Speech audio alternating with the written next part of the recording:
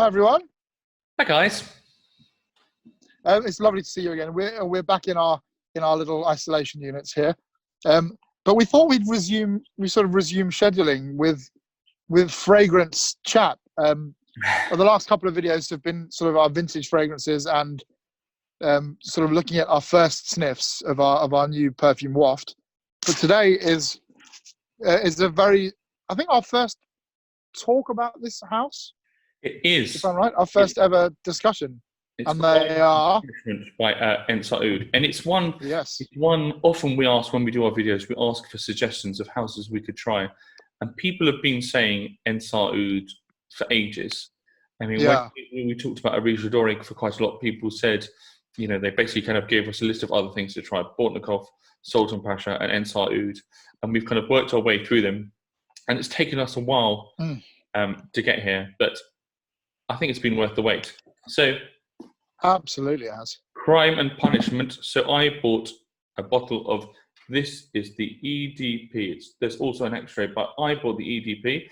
And obviously, normally we would be in the loft and we'd be sharing this experience together, but we couldn't do that. So Dan is very kind. Yeah. So I sent some to Joe so that we can both review it, both experience it, both talk about it. I'm very glad you did. Let's just let's just talk a little bit about some kind of numbers and price, because it doesn't matter. So one of the reasons I bought this, we've both been kind of eyeing up the Ensar Oud website for a while. Yeah. And whilst I'm starting to appreciate guitars and starting to get to grips with wearing them, I'm a sucker for a sprayer. So I was really these perfumes, and when Crime and Punishment come out, I saw the notes list and I was really excited. But the X-ray is $800, which is quite a lot. Pretty penny. And if you see the way he describes the list, I think you can see why it's that price. But even so, it's not something I could afford at all. So when I saw that they released Eau de Parfum, which was $395, it was then on reduced, and at the moment when we're filming this, it's still $299, and free, far more reasonable, and free postage. That's the other thing we were just talking before this video. If you're comparing prices to Arija Doric or Bortnikov, for both of those you've got to add $45 for postage, unless you're if you're in the US, you can get them from Lucky Scent, but for the rest of us in the rest of the world, you can't do that. So you've got to pay $45 postage. So actually I paid what came to £250 for this bottle, and so we're talking there. We should mention we're talking Creed prices. 200 is that what Amouage prices? Yeah, I think for Aventus and the like. Okay, which just to put that in perspective, we'll I might be wrong about that, but I'm sure I'm not. Yeah, I mean you're not far off, but in terms of what you get in this bottle, that's kind of insane. Yeah. So let's talk about the fragrance. So the first, again, there's a little bit of backstory and politics behind this. The first I heard about this is I saw the description that was written on the Ensar Oud website, which is very long, and it was slightly. It was a novel. Yeah, it was very good. And it was also, but it was slightly attacking another perfumer. It was slightly attacking a reviewer. So I wasn't too sure about that. Anyway, we're not going to spend too much time talking about that. Although I think I'm right in saying that this is a slight reimagining of Ensar Oud 2, EO2. Anyway, that's enough of the background. Let's stop that. Let's talk about what it smells like. How does it smell? I've had this for a few weeks. Joe's had it for about a week or so. I'm just going to start by saying I absolutely adore this. Yeah, it's wonderful. This is, I'm going to spray on my hand again. When you look at the notes list, it's all of the most expensive possible things. I mean, there's mask, there's real mask, there's 5 types of oud. I think there's Sri Lankan, Cambodian, and then 3 types of Hindi oud. There's ambergris, there's sandalwood. It's all of the most expensive possible things.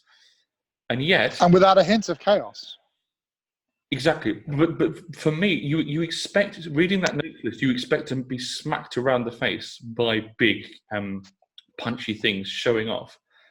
Whereas my overall feel of this is one that is an incredibly beautifully composed perfume, and it feels to me it feels very classical. Actually, Absolutely, I get it's very classical. I get the feeling, of a kind of almost like a French chypre. I know there's, especially later on, there's a lot of oud which you wouldn't get in a chypre, but in terms of kind of structure and composition and the way things kind of dance and float around you, uh, and how complex without being shouty it is. I feel it's Yeah, that French like girl, and if you've seen our channel before, you know we speak a lot about a lot of classic fragrances, and particularly Guerlain. And from the first spray, oh God, I find this stuff so addictive. I want to eat my hand off. totally. It has a very appealing sort of gourmand sweetness, but then it's never cloying. It never sort of veers into the territory of sweet, which I don't like. It's a special kind of sweetness, And I think very natural. it's the magic which happens with when you've got things like musk and ambergris, and you do get musk from first spray. You get quite Yeah, big, intense, and this is a musk fragrance like from start to finish. But for me, the magical and the thing actually which sets this amongst apart from anything else is the raspberry. yeah, totally. There's this amazing, bright, energetic raspberry which kind of combines with some frankincense to make something so uplifting, so like bright, so energetic. Yeah, If you and actually a little bit of. Sorry, go on. no go. I'll let you finish. I'll drink my wine. You finish. I was just saying, there's as well as that raspberry, I start getting little hints of espresso or something. Yeah. I don't know if there's coffee in there, but there's Hmm. just some gentle nutty espresso coming through. It's actually it's really amazing. Amazing. I said amazing because I With was my also hands. thinking of the word mimosa, and mimosa is an ingredient which I don't always like because I think it can go to kind of candy floss sweet. But the way it's used here, because there's so much darkness in the background of all these ouds and the musk, it's just somehow kind of making it playful and light and uplifting. And in a way, I'm so surprised that it's called Crime and Punishment because Crime and Punishment, the book is about this kind of this brooding, this kind of young student Raskolnikov who's almost kind of driven insane by his own guilt, and he becomes ill and feverish, and he's so kind of internalized. Whereas this fragrance smells so positive. Yeah, it's more like I didn't mean it and I've gotten away with it, I would say. Yeah. But like quite springy, quite uplifting sort of thing. I would happily wear in this current season, actually. Yeah, well, I The mean, notes list, you look straight out of winter, but actually it's not. absolutely. And I mean, I guess maybe that's because I have been wearing it. I've been wearing it. I've had it for 3 weeks, 3.5 weeks. So I've been wearing it exclusively in lockdown. But I have been able to go out the house and kind of go on some walks, and I'm able to kind of get to the countryside. So walking through parks and things, and I found it. You expect a kind of a big oud musky fragrance would become cloying in that environment. It doesn't at all, and it's absolutely magical. And as I say, It's fantastic, isn't it? you said gourmand, and I think it is kind of it's not overly kind of sweet at all, but it's gourmand in the sense that it makes me want to eat my arm off. Yeah, absolutely. It's a very addictive smell. and after Not what you expect. oh no, not what I expected at all. And I was quite surprised. I think when I first sprayed it on, I saw the notes and I expected to feel depth and darkness and weight.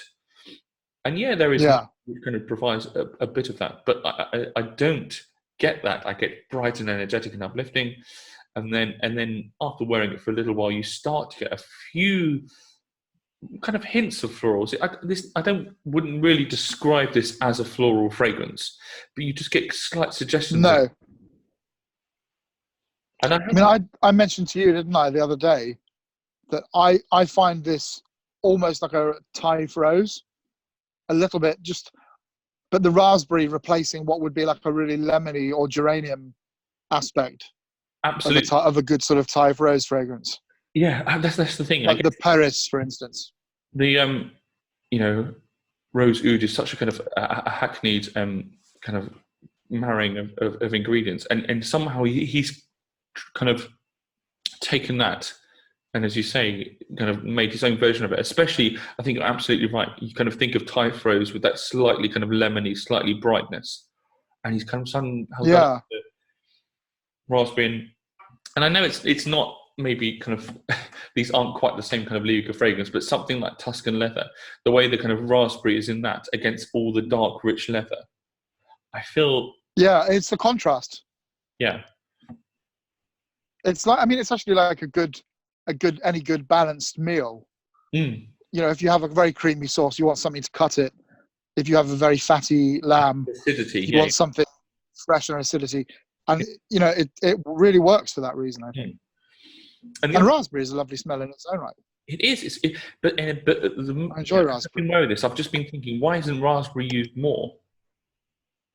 You know, I can't. You know, I really can't think of that many raspberry fragrances. And but it's also, I think it's the way it combines with incense here to give this kind of like fizzy, almost bright energy. And yeah, whilst when I first put this on, I didn't think this was a big. I didn't think it was a big fragrance. I mean, this is the EDP, not the X-ray, so that's a different kind of fish. I did find that on me, it really did last all day, kind of 12 hours, and really on an amazing journey. And whilst at the beginning we're talking about brightness and energy, as you went further on, I found that the oud started to just warm up and kind of envelop me into this big, complex, woody hug of a thing. Yeah, absolutely. I mean, it's a real sort of sit back in your armchair for the entire day and see what it does kind of fragrance. It is. It's a real. I mean, we use Journey a lot, don't we? But it is a true reflection of this perfume, I think. Yeah, I mean, it is. It's a real kind of Journey fragrance, and I think it's a real perfume lover's perfume as well. It's not a beast mode clubbing date night wow impress you kind of fragrance. Mm-mm. It's one to just sit back and just give you pleasure, like just give you real. Yeah, totally. Pleasure. I mean, there's a real subtlety to it as well. Yeah. The subtlety is so arresting for me. Absolutely. I mean, I think it's impossible to smell this, especially in the stage kind of we have in our experience, without comparing it to things like Orige Ladore and Bortnikov. And I found like even when we compared Orige Ladore and Bortnikov, I'm sometimes aware with Orige Ladore of ingredients. Whether it be Malik Al-Taif or Uluwak or whatever, you're aware of these really, really amazing quality, and I do really enjoy them. But them kind of really announcing themselves and kind of showing up. I felt with Bortnikov, perhaps you get a slightly more kind of complete homogeneous picture. Although with Bortnikov, definitely this real kind of Bortnikov DNA, which is kind of slightly sweet, kind of like frangipani, ambergris DNA, which kind of runs through it. Whereas they're a bit more classical as well, aren't they? Yeah, maybe. But I mean, this is I can't judge all of Ensar Oud's work, but I'm just for me this feels very kind of confident in a way that it's not trying to show too much. I mean, it'd be so interesting to see. Most of the experience I have of Orige Ladore and Bortnikov are extrait. So I guess I'm kind of comparing. This is an Eau de Parfum, which I'm comparing about those extraits. And I don't feel this is lacking at all. I mean, it'd be really interesting to see. No, God, no. It's just the concentration and the way the dry down works and the longevity. I think that will be different. But this has all the richness of an extrait, and it has all of the depth without any of the weight or any of the rough edges. It's It's just very, very, very good perfume. it's just I'd like to see more of them. yes. I mean, I mean, I've never tried any other Ensar stuff. I mean, that's the other thing with the order. He also included a couple of samples in these lovely little boxes. He included one little attar, a little vetiver. It's called Cuisse d'Afrique, which is just 1.5 grams as a freebie of this absolutely sensational, jaw-dropping vetiver attar. And then he's given me another kind of 2 really, really tiny little samples. One of which is salt and leather, which is really gobsmacking stuff. And I think I might be wrong here, but I think it's related to EO1 as well as that. But it's really great that that not only has he given free postage, but he's also included some freebies in them, which you don't. Yeah, it's very kind. You don't get with a regional or bottom. Anyway, so I've got to say my experience of Ensar Oud is 100% positive. Yeah, totally. I'm so glad that we were put onto them in the recommendations. Yeah, and I did look, and I also looked at Tiger Lust, which is one came out late last year, and I looked at the notes, and it looked like a really interesting fragrance as well. But there's something about Crime and Punishment which just appealed to me a little bit more. So I'm really pleased I just took the plunge and went for it. Amazing. So Great call. If you've tried it, let us know what you think. Especially if you've tried the X-Tray, or even if you've tried both the X-Tray and the EDP, let us know what they're like, how they compare, or where we should go next with Ensar Oud, because I think we need to try more. Absolutely. And hopefully, eventually, we'll be able to smell them together at the same time. The X-Ray in the loft. Yeah. There it is. Oh yeah, no, the two of them. It's a very beautiful bottle. Yeah, it is. It's kind of got like stitched leather. It's really kind of elegant and really cool. Interestingly, the bottles themselves are exactly the same as the Prin Parfum ones.